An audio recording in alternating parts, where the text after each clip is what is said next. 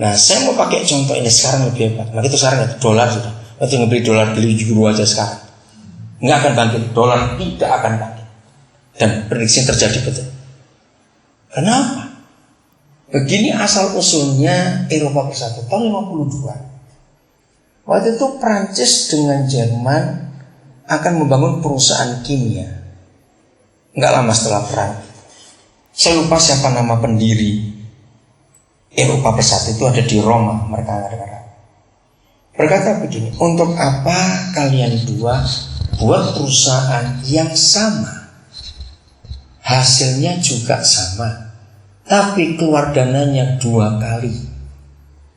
Lebih baik kalau Prancis sudah punya industri kimia jenis ini, maka Jerman buatlah usaha jenis kimia yang lain tapi menunjang.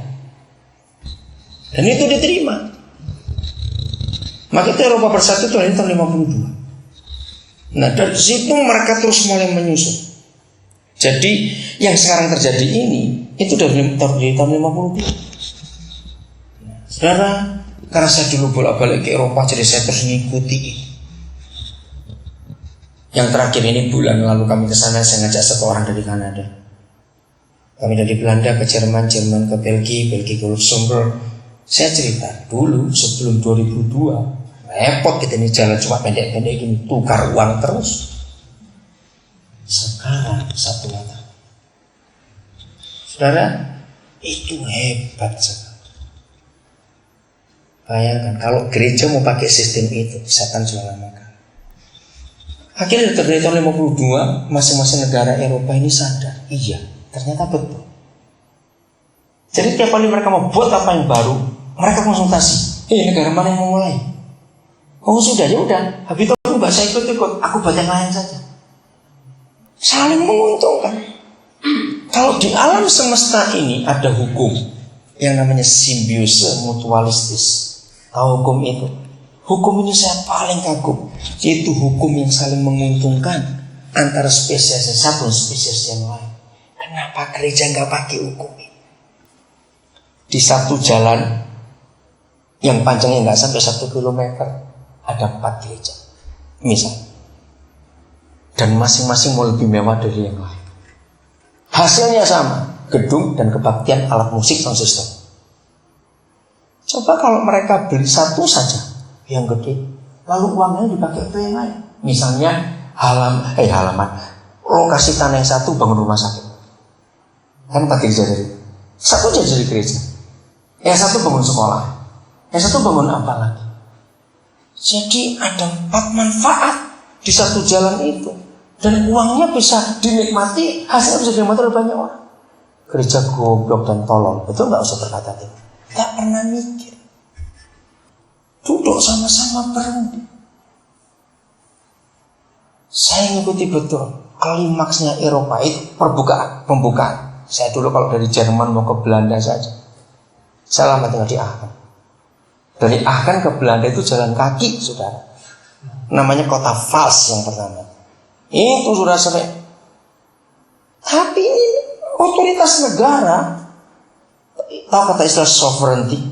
Yang wibawa sebuah negara, perbatasan itu cuma kampung kecil. Tahu pernah kelewat situ enggak? Nah, orang Jerman, orang Indonesia khususnya nggak suka roti Jerman, sukanya roti putih, roti Belanda. Jadi masih Indonesia itu jalan kaki aja ke Vals, pulang lagi. Karena sudah cuma batas itu aja. Tapi dijaga ketat, nggak bisa sembarangan lewat, harus punya visa. Tahun 90 berapa itu? 9 atau 97. Semua perbatasan dibuka, habis 14 negara.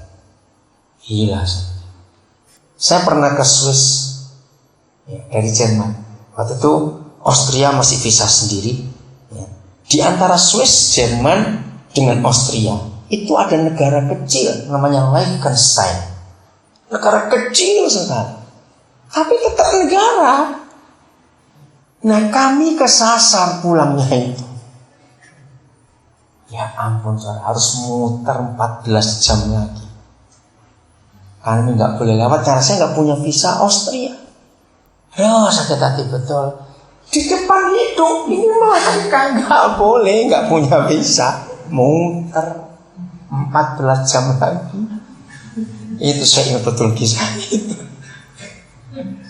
Tapi ketika mereka bersatu terbuka. Nah, yang paling hebat itu 1 Januari 2002 mata uang euro itu saya baca satu majalah dari Inggris. Buku itu begini. Kalau tidak ada sebuah kekuatan yang nggak tahu apa namanya, karena Inggris kan marah. Sampai hari ini Inggris saja nggak mau menyerahkan mata uang. Yang lain sudah. Maka tidak mungkin, waktu itu masih 14 ya, 14 negara ini mau menyerahkan mata uang. Belum betul loh saudara. Coba kita lihat Indonesia saja. Semurah-murahnya rupiah. Paling konyol bukan? Rupiah ini sudah celaka dah. Kan gak segampang itu diganti ringgit Malaysia. Coba mikirnya atau tidak? Gak segampang itu. Mata uang Eropa itu mata uang tertua di dunia. Jauh sebelum US dollar. US dollar baru aja tahun ada 1776. Eropa sudah eksis ribuan tahun.